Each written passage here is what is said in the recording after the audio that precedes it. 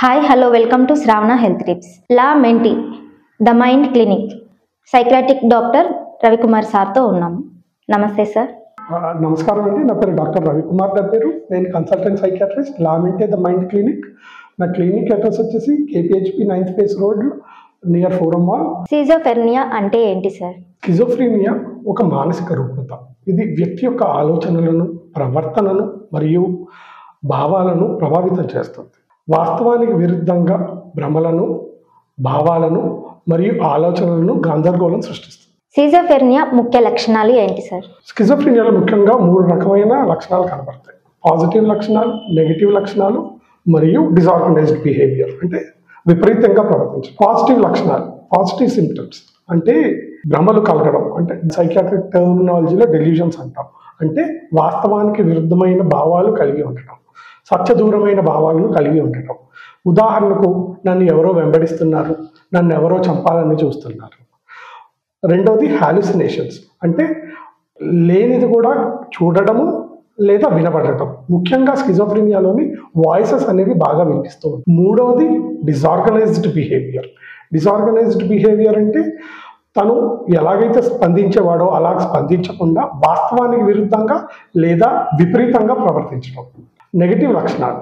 Negative లక్షణాల్లో ముఖ్యంగా మీకు భావాలు కలగకపోవడం అంటే ల్యాక్ ఆఫ్ ఎమోషన్స్, సరైన భావాలను వ్యక్తపరచలేకపోవడం. రెండవది మీకు సోషల్ విత్డ్రాల్, అంటే సామాజికంగా వేరే వాళ్ళతో, వ్యక్తులతో రిలేషన్షిప్స్ మెయింటైన్ చేయలేకపోవడము లేదా ఇంటరాక్షన్స్ అనేవి బాగా తగ్గించుకోవడం. రైట్. మూడవది lack of motivation. Lack of motivation అంటే ఒక పని చేయాలనే ఆతృత లేకపోవడం, ఆ డ్రైవ్ లేకపోవడం జరుగుతుంది. సిజోఫెర్నియా ఎన్ని రకాలుగా ఉంటుంది సార్? ముఖ్యంగా చెప్పుకోవాలంటే paranoid schizophrenia, catatonic schizophrenia, undifferentiated schizophrenia, disorganised schizophrenia. Paranoid schizophrenia అంటే ఆ భ్రమలు, తర్వాత హాలుసినేషన్స్ కలిగి ఉండటం, ఎక్కువగా అవే ఉంటాయి. కాటటోనిక్ స్కిజోఫ్రీనియా అంటే శరీర కదలికల్లో మార్పులు రావడం. డిసార్గనైజ్డ్ స్కిజోఫ్రీనియా అంటే విపరీతంగా ప్రవర్తించడం లేదా సాధారణానికి విరుద్ధంగా ప్రవర్తించడం. అండ్ అన్డిఫరెన్షియేటెడ్ స్కిజోఫ్రీనియా అంటే పలు రకాల స్కిజోఫ్రీనియా కలగలిపి ఉండటం. సిజోఫెర్నియా ఉన్న వ్యక్తి ఎలాంటి ఆలోచనలు, ఎలాంటి భావనలు కలిగి ఉంటారు సార్? ఇందాక చెప్పినట్టుగానే స్కిజోఫ్రీనియాలోని ముఖ్యంగా ఇది ఆలోచనకు సంబంధించినది, ప్రవర్తనకు సంబంధించిన వ్యాధి. ఈ రుగ్మత అనేది ఆలోచనలు ఎలాగా ఉంటాయంటే ఇందాక చెప్పినట్టుగా భ్రమలు కలిగి ఉంటారు. అంటే దీన్ని సైకియాట్రిక్ టర్మినాలజీలో డెల్యూషన్స్ అంటారు. సత్యదూరమైన భావనలు కలిగి ఉంటారు. ఇందాక మీకు ఎగ్జాంపుల్ ఇచ్చినట్టు, నన్ను ఎవరో వెంబడిస్తున్నారు, అందరూ నన్నే చూస్తున్నారు, నా ఫోన్ హ్యాక్ అయింది, నన్ను చంపాలని చూస్తున్నారు, అందరు సమూహంగా మారి నాపై దాడి చేయాలని చూస్తున్నారు, లేదా నా మీద చేతబడి చేసి నా ఆస్తిని, నన్ను హాని చేయాలని చూస్తున్నారు. ఇలాంటి భావనలు కలిగి ఉంటాయి. ఇలాంటి భయాలు, భ్రమలు కలిగి ఉన్న వాళ్ళు ఎలా ప్రవర్తిస్తారు? న్యాచురల్లీగా విపరీతంగానే ప్రవర్తిస్తారు. ఎవరితో మాట్లాడకుండా ఉండడము, ఇంట్లో ఒక్కలుగా కూర్చోవడము, ఎవరైనా నన్ను ఫాలో చేస్తున్నారేమో అని ఊరికే చెక్ చేసుకుంటూ ఉండడము. ఇది బాగా ఎక్కువైనప్పుడు కోపంగా ప్రవర్తించి కొట్టడాలు, లేకపోతే అరవడాలు, ఇంట్లో వాళ్ళకి చెప్తుంటే వాళ్ళు నమ్మకపోతే అలాంటిది ఏం లేదు అని తీసి పారేస్తే వాళ్ళ మీద కోపం ప్రదర్శించడం, ఇలాంటివి చేస్తూ ఉంటారు. సిజోఫెర్నియా లక్షణాలు ఉన్నవాళ్ళు ఎప్పుడు అలాగే ప్రవర్తిస్తారా, లేదంటే వారానికి ఒకసారి, 10 రోజులకు ఒకసారి, మరి ఎప్పుడైనా మధ్య మధ్యలో కనిపిస్తాయా సార్? సివియారిటీని బట్టి ఉంటారు. అది కాస్త మైల్డ్ ఉందనుకోండి, అందరిలాగే ఉంటారు, కానీ వాళ్ళకి చాలా భయాలు ఇలాంటివి కనబడుతుంటాయి. కాస్త సివియర్ ఉన్న వాళ్ళలోనే ఇలాంటి విపరీతమైన ప్రవర్తన అనేది కనిపించవచ్చు. అంటే కోపం చూపించడము, కొట్టడాలు, లేకపోతే ఊరికి అనుమానాలు చెప్పడాలు, ఇలాంటివి చేస్తూ ఉంటారు. రెండోది డిసార్గనైజ్ స్కిజోఫ్రీనియాలో వీళ్ళలో ఆలోచనలోని, ప్రవర్తనలోని విపరీతంగా ఉంటాయన్నమాట.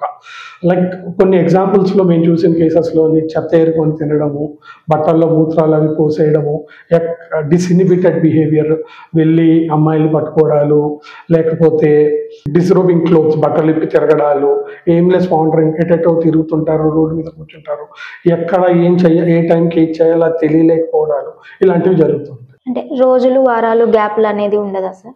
యూజువల్లీ స్కిజోఫ్రీనియా అనేది కంటిన్యూస్గానే ఉంటుంది, కానీ దేర్ బి ఫేజెస్.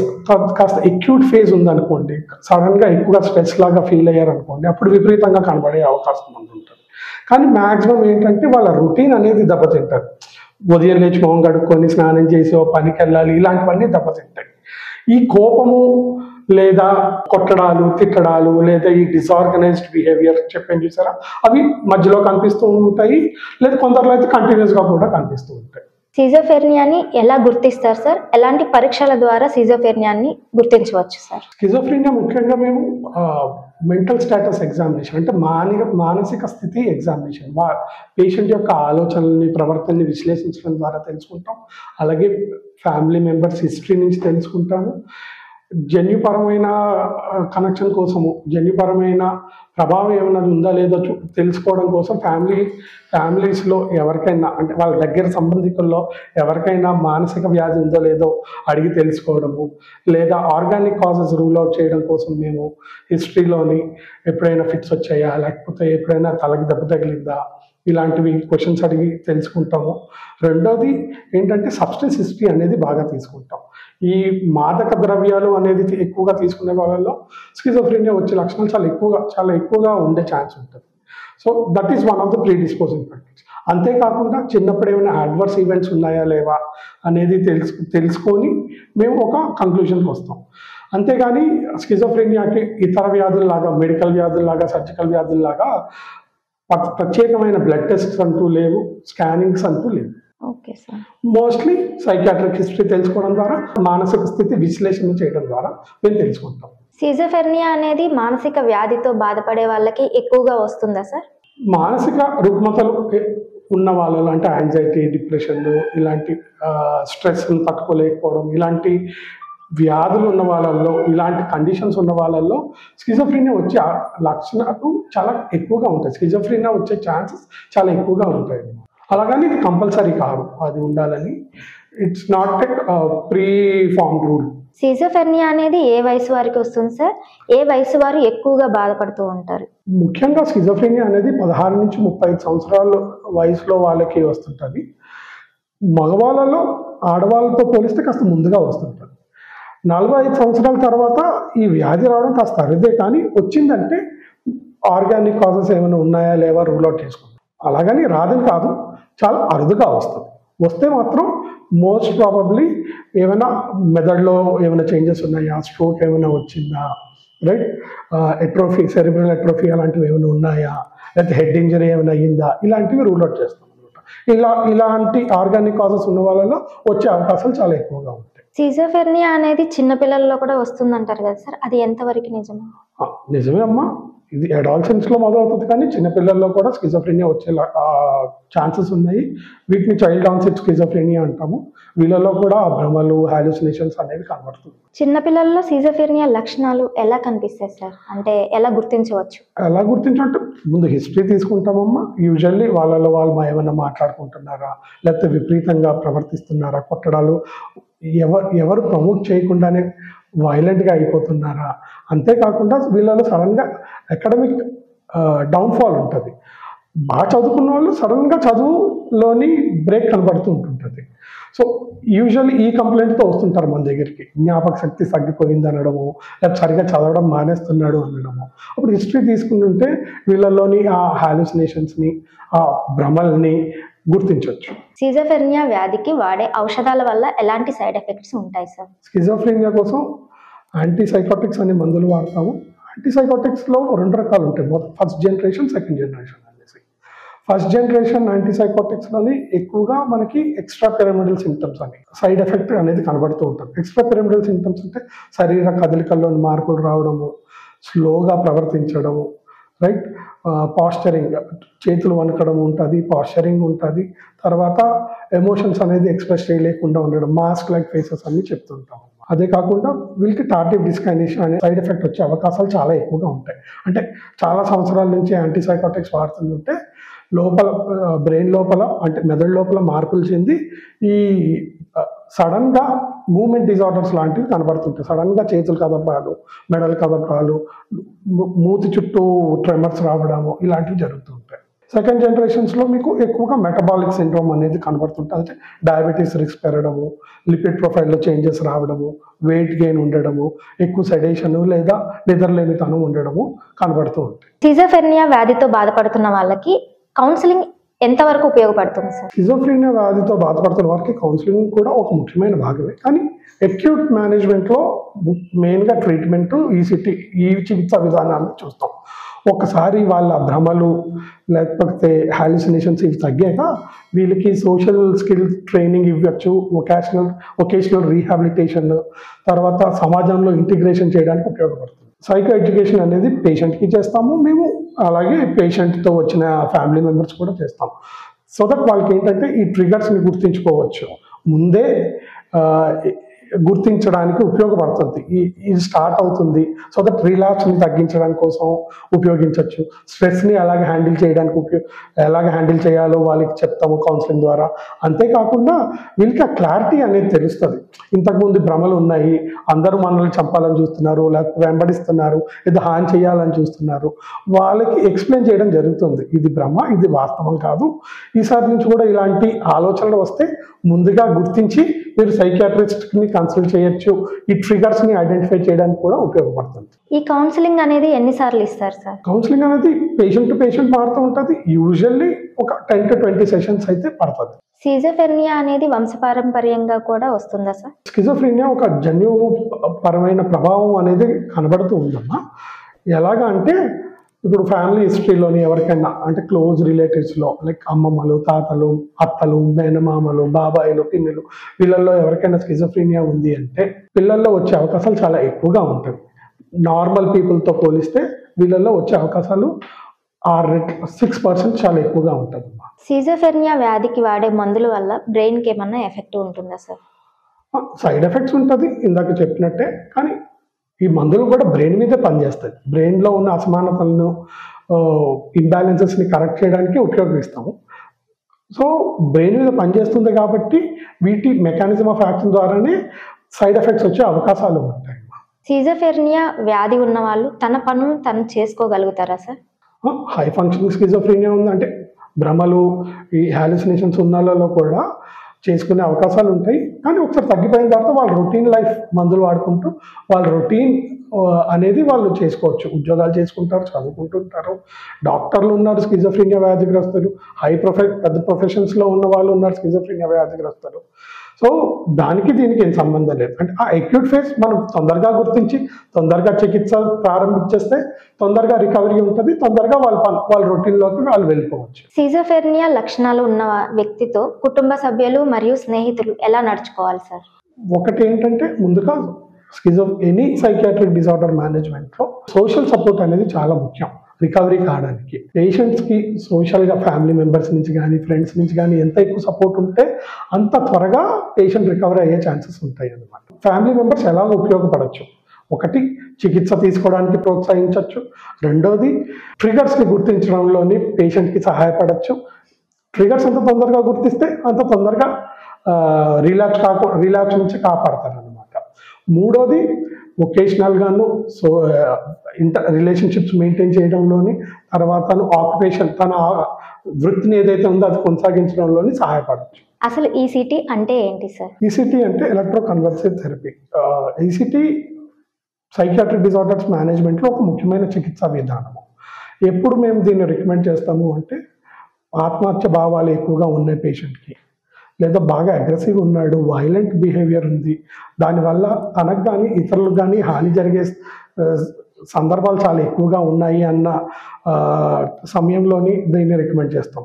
లేదా మందులు వాడుతున్నాము, మేనేజ్మెంట్ జరుగుతుంది కానీ సరైన రెస్పాన్స్ రావట్లేదు, సరిగ్గా తగ్గట్లేదు, అనుకున్నంత రీతిలోని రికవరీ కావట్లేదు పేషెంట్, అలాంటి సందర్భాల్లోని దీన్ని మేము రికమెండ్ చేయడం జరుగుతుంది. కానీ ముఖ్యంగా చూడాలి అంటే ఆత్మహత్య భావాలు చాలా ఎక్కువగా ఉన్నాయి, బాగా అగ్రెసివ్ వైలెంట్గా ఉన్నాడు, ఇమీడియట్గా పేషెంట్కి రికవరీ కావాలి, అలాంటి సందర్భాల్లోని ఈసీటీ ఇస్తాం. ఈసీటీలోని మేము ఎలక్ట్రికల్ ఇంపల్సెస్ ఈసీటీ మెషిన్ ద్వారా పంపించి మెదడులో ఏమైనా ఇంబ్యాలెన్సెస్ ఉన్నాయి, like neuro transmitter imbalances, receptor changes ఉన్నాయి, వాటిని కరెక్ట్ చేయడానికి ఉపయోగపడుతుంది. స్కిజోఫ్రెనియా చికిత్సలో ఈసీటీ వాడతారు కదా సార్, అది ఎంత సమర్థవంతంగా పనిచేస్తుంది సార్? ఈసీటీ అనేది ఒక ముఖ్యమైన చికిత్సా విధానం స్కిజోఫ్రెనియా ట్రీట్మెంట్లో. ముఖ్యంగా మేము ముందు పేషెంట్ రాగానే మేము ఎవాల్యుయేట్ చేసిన తర్వాత స్కిజోఫ్రెనిక్ పేషెంట్స్ని ముందుగా యాంటీసైకోటిక్ మందులతోనే ట్రీట్ చేయాలని చూస్తాము. ఒకవేళ మందులతోని అవ్వట్లేదు, సరైన రెస్పాన్స్ రావట్లేదు, అప్పుడు ఈసీటీని ఎలక్ట్రో కన్వల్సివ్ థెరపీని మేము సజెస్ట్ చేస్తాం. లేదా పేషెంట్ వల్ల తనకు కానీ ఇతరులకు కానీ ఏదైనా తీవ్రమైన హాని జరిగే అవకాశంలోని మొదట్లోనే ఈసీటీ చికిత్సా విధానాన్ని ప్రోత్సహించడం జరుగుతుంది. వాళ్ళ పేషెంట్స్కి ఎక్స్ప్లెయిన్ చేస్తాము, వెంటనే అడ్వైస్ చేస్తాము ఈ ట్రీట్మెంట్ బెటర్ అనేసి. లేదా బాగా డిప్రెషన్ ఉండి ఆత్మహత్య భావాలు ఏమైనా కలిగి ఉన్నారనుకోండి, వాళ్ళలో కూడా ఈసీటీని మొదటగానే first treatment choice, first line of ట్రీట్మెంట్గా మేము దాన్ని ఈసీటీని తీసుకుంటాం. ఈసీటీలో ఏం చేస్తాము అంటే ఎలక్ట్రికల్ ఇంపల్సెస్ పంపించి మెదడులోని ఇంబ్యాలెన్సెస్ ఏమైనా ఉంటాయో, అంటే ఏంటి న్యూరో ట్రాన్స్మిటర్ ఇంబ్యాలెన్సెస్ ఏమైనా ఉన్నాయో వాటిని సరిచేయడం జరుగుతుంది. స్కిజోఫ్రెనియా వ్యాధితో బాధపడే వ్యక్తి తన జీవితంలో ఎలాంటి మార్పుల్ని తీసుకురావాలి సార్? స్కిజోఫ్రెనియా నివారించడానికి మన లైఫ్ స్టైల్లోని చేంజెస్ అనేవి చేసుకుంటూ ఉండాలి. రెండోది, ఇది రెండు విధాలుగా చూడొచ్చు. స్కిజోఫ్రెనియా వ్యాధి రాకముందే ఏం చేయొచ్చు, స్కిజోఫ్రెనియా వ్యాధి వచ్చాక ఏం చేయాలి. స్కిజోఫ్రెనియా వ్యాధి రాకముందే నివారించడానికి మనం మెయిన్గా స్ట్రెస్ని ఎలాగ హ్యాండిల్ చేయాలో ఆ టెక్నిక్స్ అనేవి తెలుసుకోవాలి. రెండోది, సమతుల్యమైన ఆహారం తీసుకోవాలి, యోగా, ఎక్సర్సైజెస్, మెడిటేషన్ ఇలాంటివి ప్రాక్టీస్ చేస్తూ ఉండాలి. తర్వాత రిలేషన్షిప్స్ బాగా మెయింటైన్ చేస్తూ ఉండాలి, ఫ్రెండ్స్తోని, ఫ్యామిలీ మెంబర్స్తోని ఎక్కువ క్వాలిటీ టైం అనేది స్పెండ్ చేస్తూ ఉండాలి. ఐదవది ఏంటంటే మంచి హాబీస్ కలిగి ఉండాలి. ఈ హాబీస్ ఇలాంటివి చేస్తూ ఉంటే like you will be stress free. ఎప్పుడైతే స్ట్రెస్ ఉందో, stress is one of the triggers for schizophrenia. ఆ స్ట్రెస్ కనుక మనం సరిగ్గా హ్యాండిల్ చేసుకోగలిగితే స్కిజోఫ్రెనియా వ్యాధిని నివారించే ఛాన్సెస్ చాలా ఎక్కువగా ఉంటుంది. స్కిజోఫ్రెనియా వ్యాధి వచ్చాక ఏం చేయాలి? ఒకటి, డాక్టర్ చెప్పిన అడ్వైజెస్ తూచా తప్పకుండా పాటించాలి, మందులు రెగ్యులర్గా వేసుకుంటూ ఉండాలి. తర్వాత ఈ యాంటీసైకోటిక్స్ వేసుకోవడం వల్ల తనకి లిపిడ్ ప్రొఫైల్ చేంజెస్ రావడం కానీ, వెయిట్ గెయిన్ కానీ ఇలాంటివి ఉండే అవకాశాలు ఉంటాయి. కాబట్టి తరచుగా రెగ్యులర్గా ఎక్సర్సైజ్ చేయాలి. రెండోది, స్ట్రెస్సార్స్ని ముందే ఐడెంటిఫై చేసుకుంటూ ఉండాలి. తర్వాత ఒక హాబీ అనేది మెయింటైన్ చేస్తూ ఉండాలి. ఫిజికల్ హాబీ ఎక్కువగా ఉంటే మంచిది, ఈ మెటబాలిక్ సిండ్రోమ్ అనేది రాకుండా ఉంటుంది. తర్వాత రిలేషన్షిప్స్ లైక్ మెయింటైన్ చేస్తూ ఉంటే, ఆ సోషల్ సపోర్ట్ అనేది తీసుకుంటూ ఉంటే ఈ స్కిజోఫ్రెనియా వ్యాధి రిలాక్స్ కాకుండా కూడా మనం కాపాడుకోవచ్చు. స్ట్రెస్ ఎక్కువగా ఉండడం వల్ల స్కిజోఫ్రెనియా వస్తుందా సార్? చెప్పాను కదండి, స్ట్రెస్ అనేది ఒక ప్రెసిపిటేటింగ్ ఫ్యాక్టర్. ఇప్పుడు అక్యూట్ స్ట్రెస్ఫుల్ సిచ్యువేషన్ ఉంది, ఒత్తిడి ఉంది, తీవ్రమైన ఒత్తిడి, అది ట్రిగర్ చేస్తుంటుంది ఈ ఆలోచనల్లోని, భావనల్లోని మార్పులు తేయడం కోసం అన్నమాట. సో స్ట్రెస్ వల్ల స్కిజోఫ్రెనియా వచ్చే ఛాన్సెస్ చాలా ఎక్కువగా ఉంటాయి. స్కిజోఫ్రెనియాని తగ్గించుకోవడానికి సైకియాట్రిస్ట్ని ఎప్పుడు కలవాలి సార్? ఎంత తొందరగా మనం సైకియాట్రిస్ట్ని కలిసి ట్రీట్మెంట్ స్టార్ట్ చేస్తే అంత తొందరగా అంత మంచి రికవరీ ఉంటుంది, రైట్? మళ్ళీ రిలాప్స్ వచ్చే ఛాన్సెస్ చాలా తగ్గుతూ ఉంటుంది. కాబట్టి ఇమీడియట్గా ప్రవర్తనలో మార్పు కనబడుతుంది, అరే ఇంతకుముందు ఇలా ఉండేవాడు కాదే అన్న డౌట్ వచ్చిన వెంటనే తల్లిదండ్రులు కానీ, ఫ్యామిలీ మెంబర్స్ కానీ, ఫ్రెండ్స్ కానీ వెంటనే పేషెంట్ని తీసుకురావాలి, వెంటనే ట్రీట్మెంట్ స్టార్ట్ చేయాలి. మన కల్చర్లో ఏమవుతుందంటే ముందు దేవుళ్ళని తిప్పడము, గుళ్ళకి తిప్పడము ఇలాంటివి జరుగుతుంది. Yes, religious support is important, కానీ దీనికి ముందు ట్రీట్మెంట్ స్టార్ట్ చేస్తే రిలీజియస్ సపోర్ట్, రిలీజియస్ రిచువల్స్ ఇలాంటివి కూడా బాగా హెల్ప్ అవుతుంది. యోగా, మెడిటేషన్, ఫిజియోథెరపీ ఇలాంటివి స్కిజోఫ్రెనియాని తగ్గించడానికి ఉపయోగపడతాయా సార్?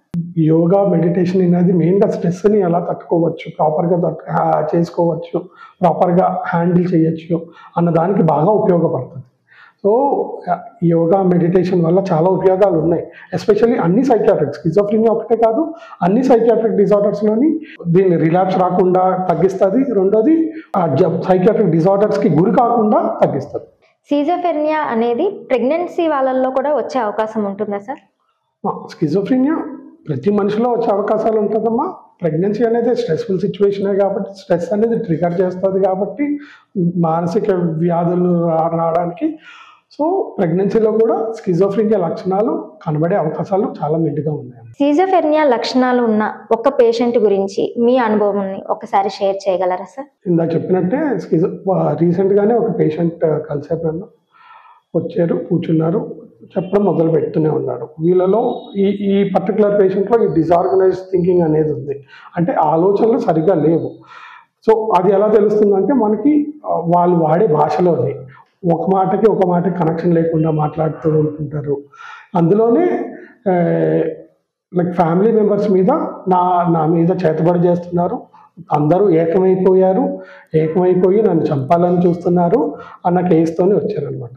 తనకి అడిగాను, నీకు ఎలా తెలుస్తుందమ్మా నిన్ను అందరు కలిసి ఏకమయ్యారు చేస్తున్నారంటే, తను ఏం చెప్పిందంటే, నాకు శాటిలైట్ ద్వారా నా ఫోన్ని హ్యాక్ చేసి నా పర్సనల్ డీటెయిల్స్ అన్ని తీసేసుకొని నన్ను నా డబ్బులు కాజేయాలని చూస్తున్నారు, చంపాలని చూస్తున్నారు. అలాగే ఒక చేతబడి చేసే వ్యక్తి మీకు కన్సల్ట్ చేశారు, వీళ్ళు కన్సల్ట్ చేసి నా మీద రాత్రి పూజలు చేయిస్తున్నారు, అందుకే నా చేతుల్లో నొప్పి, కాళ్ళల్లో నొప్పి, ఎన్ని మందులు వాడుతున్నా తగ్గట్లేదు అని చెప్పడం మొదలుపెట్టి, నీకు ఎలా తెలిసిందమ్మా వాళ్ళే చేస్తున్నారు అంటే, నేను ఎప్పుడు ఉన్నా వీళ్ళందరూ ఒక గుంపుగా కూర్చొని మాట్లాడుకుంటున్నారు నా కోసమే, నాకు తెలుస్తుంది. పక్కకి వెళ్ళిపోతారు, ఒక 1/2 కిలోమీటర్ దూరంలోకి వెళ్ళిపోయి వాళ్ళు అక్కడి నుంచి మాట్లాడుతున్నారు, నీకు వాళ్ళు నీ ఎదురుగా మాట్లాడుతున్నారో కనబడకుండా మాట్లాడుతున్నారంటే, నాకు వాళ్ళ మాటలైతే వినిపిస్తున్నాయి, ఎలా చంపాలి, ఎలా ఇబ్బంది పెట్టాలి, ఎలా తనకి హాని చెయ్యాలి అని ప్లాన్స్ వేస్తున్నారు, నాకు అవన్నీ స్పష్టంగా తెలుస్తున్నాయి. కానీ నేను వెళ్ళి చూస్తుంటే వాళ్ళు ఎక్కడో దూరంగా ఉండి మాట్లాడుకుంటున్నారు, దగ్గరగా అయితే మాట్లాడట్లేదు కానీ చాలా దూరంగా ఉండి మాట్లాడుతున్నారు. మరి అంత దూరం నుంచి నీకు వినబడదు కదా అమ్మ అంటే, నాకు వాళ్ళ మాటలైతే స్పష్టంగా వినిపిస్తున్నాయి. సో దీన్ని హాలుసినేషన్స్ ఉన్నాయి, తనకి ఆ భ్రమలు ఉన్నాయి, డెల్యూజన్స్, నన్ను చంపాలని చూస్తున్నారు అన్న భ్రమ ఉంది. ఎలాగ వచ్చింది అంటే, ఈ సెకండరీ టు ఆడిటరీ హాలుసినేషన్స్. తనకు ఆ మాటలు వినిపిస్తున్నాయి కదా, ఆ మాటల నుంచి తెలుసుకుంటుంది అన్నమాట, వీళ్ళు నన్ను చంపాలని చూస్తున్నారు అని. సో ఇది clear case of paranoid schizophrenia. Schizophrenia చికిత్సలో ఈసీటీ వాడతారు కదా సార్, అది ఎంత సమర్థవంతంగా పనిచేస్తుంది సార్?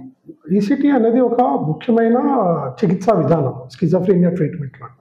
ముఖ్యంగా మేము ముందు పేషెంట్ రాగానే మేము ఎవాల్యుయేట్ చేసిన తర్వాత స్కిజోఫ్రెనిక్ పేషెంట్స్ని ముందుగా యాంటీసైకోటిక్ మందులతోనే ట్రీట్ చేయాలని చూస్తాము. ఒకవేళ మందులతోని అవ్వట్లేదు, సరైన రెస్పాన్స్ రావట్లేదు, అప్పుడు ఈసీటీని, ఎలక్ట్రోకన్వల్సివ్ థెరపీని మేము సజెస్ట్ చేస్తాం. లేదా పేషెంట్ వల్ల తనకు కానీ ఇతరులకు కానీ ఏదైనా తీవ్రమైన హాని జరిగే అవకాశంలోని మొదట్లోనే ఈసీటీ చికిత్సా విధానాన్ని ప్రోత్సహించడం జరుగుతుంది. వాళ్ళ పేషెంట్స్కి ఎక్స్ప్లెయిన్ చేస్తాము, వెంటనే అడ్వైస్ చేస్తాము ఈ ట్రీట్మెంట్ బెటర్ అనేసి. లేదా బాగా డిప్రెషన్ ఉండి ఆత్మహత్య భావాలు ఏమైనా కలిగి ఉన్నారనుకోండి, వాళ్ళలో కూడా ఈసీటీని మొదటగానే first treatment choice, first line of ట్రీట్మెంట్గా మేము దాన్ని ఈసీటీని తీసుకుంటాం. ఈసీటీలో ఏం చేస్తాము అంటే, ఎలక్ట్రికల్ ఇంపల్సెస్ పంపించి మెదడులోని. థ్యాంక్ యూ సార్, సిజోఫ్రెనియా గురించి చాలా వివరాలని మాకు అందించారు. థ్యాంక్ యూ అమ్మా, నాతో ఇంటర్వ్యూ చేసినందుకు, స్కిజోఫ్రెనియా గురించి ఈరోజు చర్చించినందుకు. డిస్క్రిప్షన్లో హాస్పిటల్ అడ్రస్ ఉంటుంది, మీకేమైనా డౌట్స్ ఉంటే కామెంట్ రూపంలో తెలియచేయండి. అడ్రస్ కోసం డిస్క్రిప్షన్లో ఫాలో అవ్వండి. మీకేమైనా డౌట్స్ ఉంటే కామెంట్ రూపంలో తెలియచేయగలరు. Please like, share and subscribe Shravana health tips. Please follow Insta and Facebook also.